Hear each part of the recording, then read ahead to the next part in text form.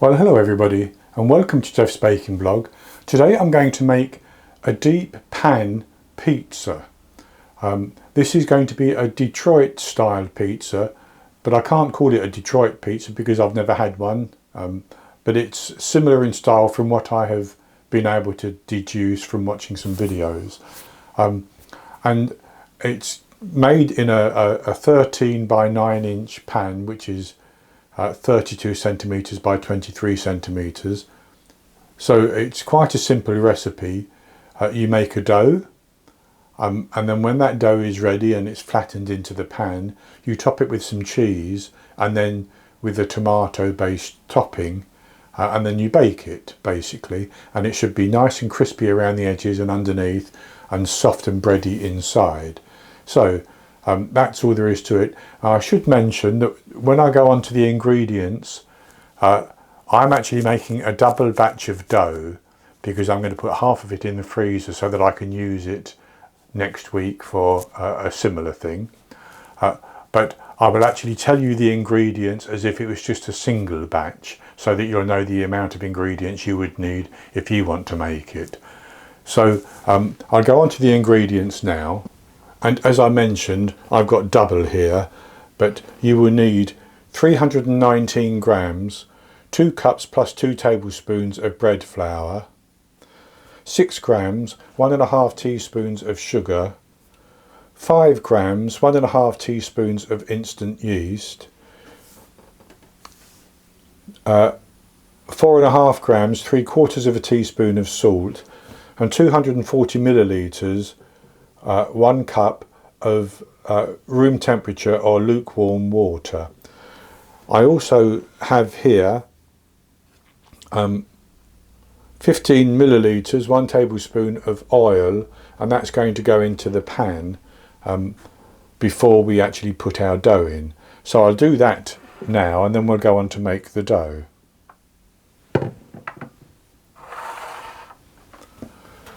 So I've already sprayed my pan with one of those non-stick sprays, but I'll add my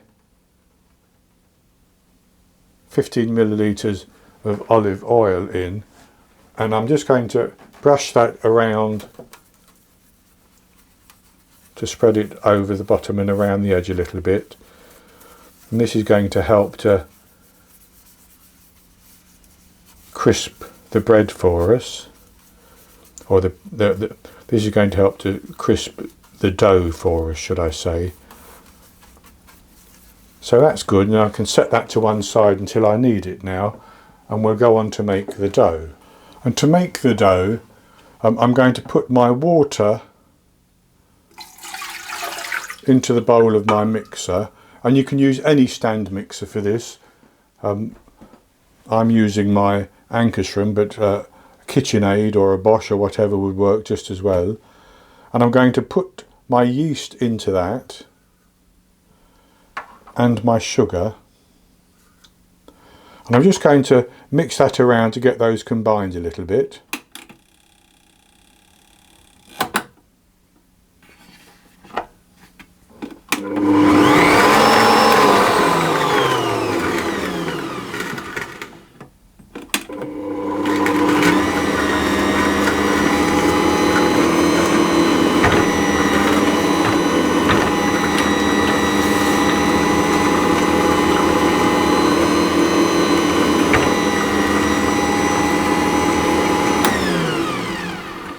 And that's good.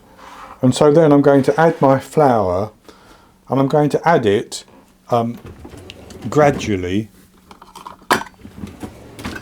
until it forms a very shaggy dough.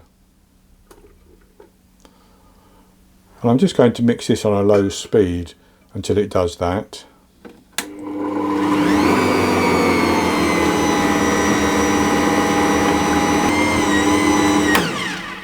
As you can see, that's a shaggy dough. So I'm actually just going to cover that with a clean towel, and I'm going to leave it for 10 minutes for the flour to start to absorb some of the moisture. So it's been 10 minutes and I scraped my bowl just a little bit, and I'm going to sprinkle my salt onto the dough. and I'll just start it off and sprinkle the rest. And I'm just going to work that in the bowl until the salt is incorporated, and then I'm going to knead it until we get the consistency we need.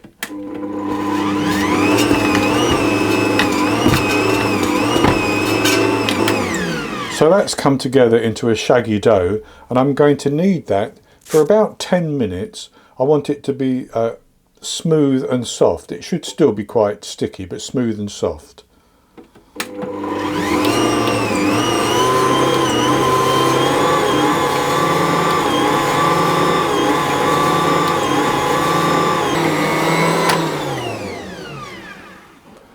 So I've kneaded my dough, and it's tacky as I said it would be, and it's quite soft. So I'm going to take that out and put it onto a floured work surface,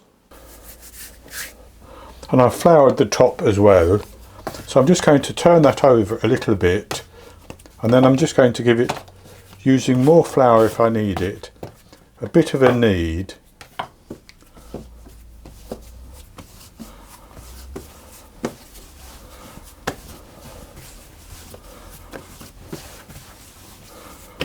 So that it comes together.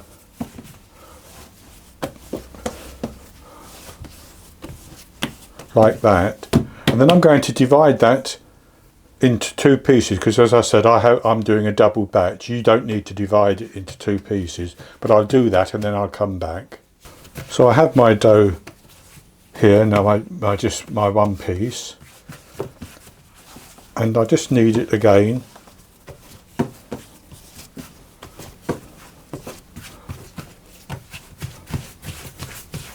And then I'm going to put that into my prepared pan.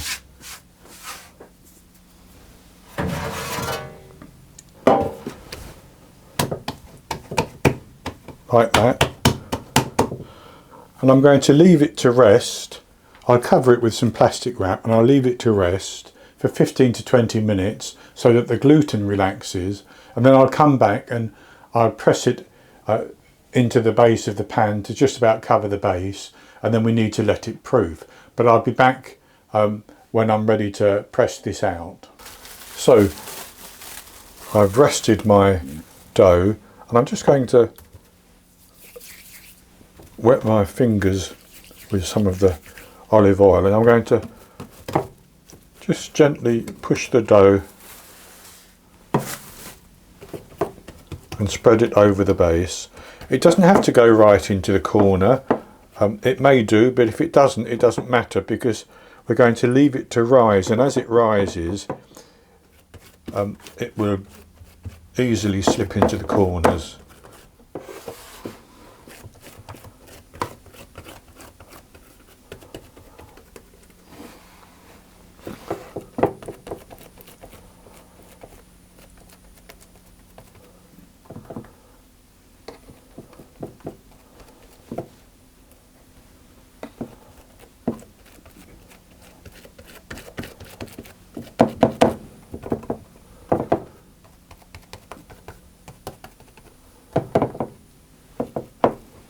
And with that, like that, I'm going to cover it again.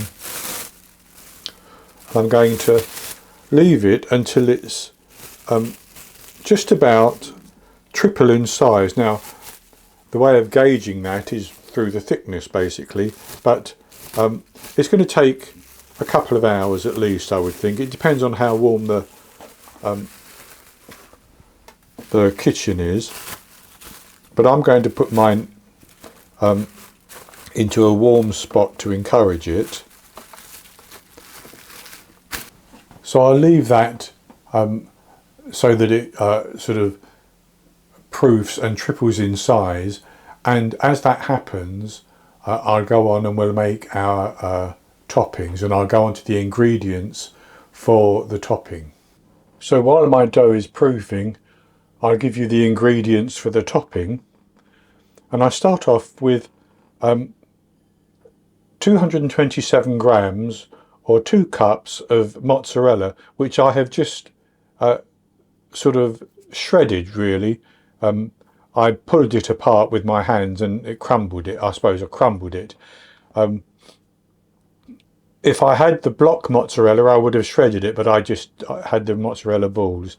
So that's 227 grams. I also have 113 grams, 1 cup of cheddar cheese, which I've grated. Cheddar melts quite well. You could use Gruyere or another cheese which melts quite nicely. And that will just give more of a cheese flavour because the mozzarella doesn't have that strong a cheese flavour. And then I have 380 grams, 1.5 cups of crushed tomatoes.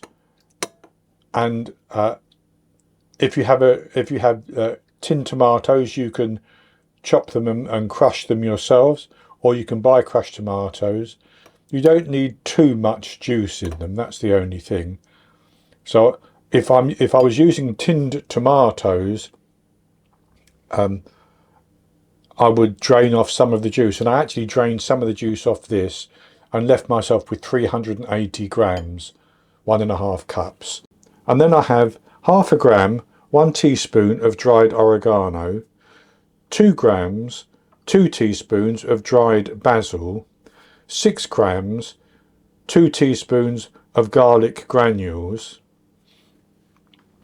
a half a gram, a half a teaspoon of white pepper, and a good pinch of salt. And I also have 15 millilitres, 1 tablespoon of olive oil. And what I'm going to do is I'm going to put the oregano,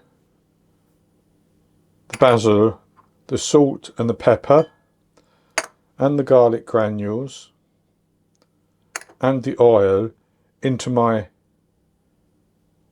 tomatoes, and I'm going to mix those through.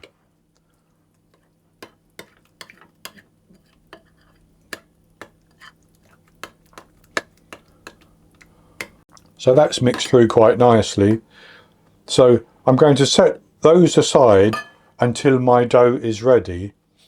And once my dough has finished proofing and it's tripled in size, I would preheat my oven to 260 degrees Celsius, 240 Celsius with a fan, 500 Fahrenheit, ready to bake the pizza.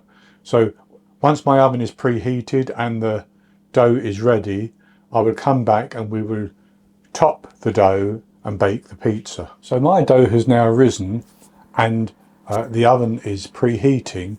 So I'm going to top the dough and bake the deep pan pizza.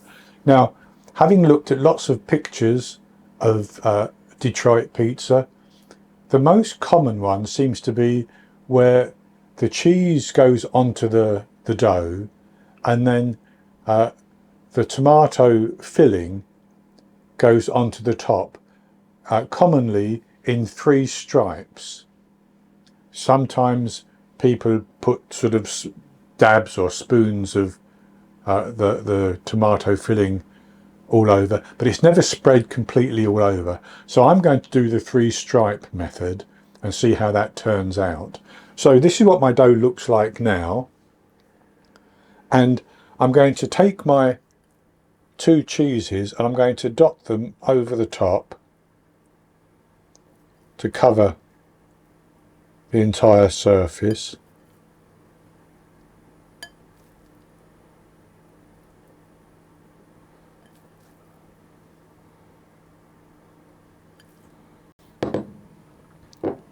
So that's the mozzarella, and then I'll sprinkle the cheddar over as well. And then I'm going to put my tomato filling on.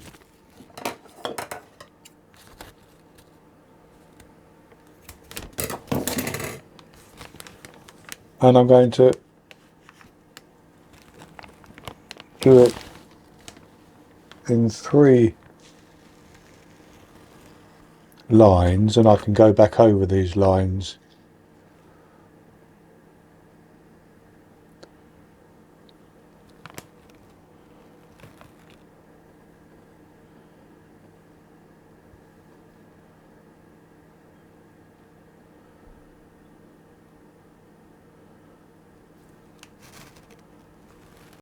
like that.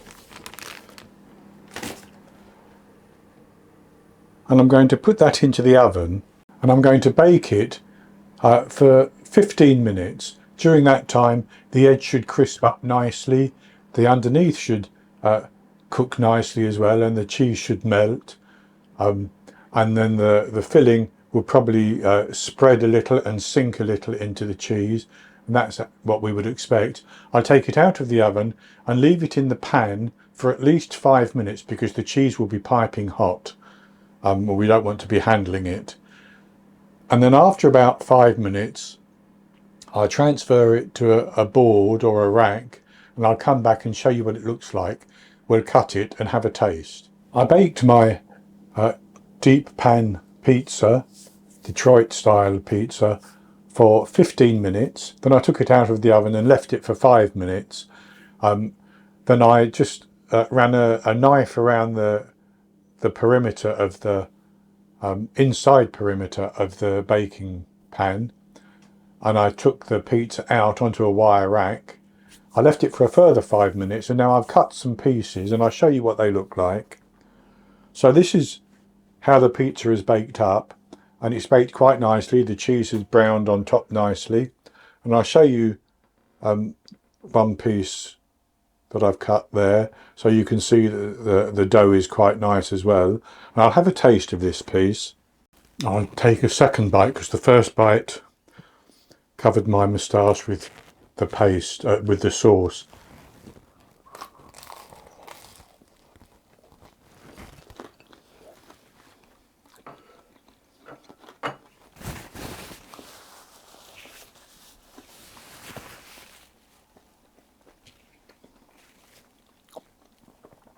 That's very, very tasty. The edge is nice and crunchy, as you may have heard when I bit into it, and the dough is lovely and soft on the inside. The topping is nice, has a nice cheese flavour, and then that rich sauce as well. Very, very good indeed. So that's going to be it for this recipe. I hope you've enjoyed it, and if you have, please give me the thumbs up below and click to subscribe to my YouTube channel. In the top right hand corner of the screen there'll be an eye that you can click on, and that will take you to a link for the recipe, and I'll put a link below the video as well, and I'll be back with another recipe in the very near future. So until then, happy baking.